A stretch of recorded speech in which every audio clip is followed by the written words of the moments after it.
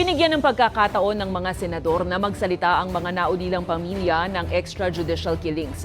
Kabilang sa kanila ang tsuhin ni Kian De Los Santos, ang 17-year-old na inakusahang drug runner at napatay noong August 2017. Nahatulan ng 40 taong pagkakabilanggo ang 3 pulis na pumatay kay De Los Santos. Ayon sa grupong Program Paghilom, may higit 300 miyembro silang pawang biktima rin ng EJK na naghahangad pa rin ng hustisya. Napatunayan po namin sa korte na si Kian ay hindi nanlaban at pinatay. Naglabas po ng kasinungalingang statement ang pamunuan po ng PNP.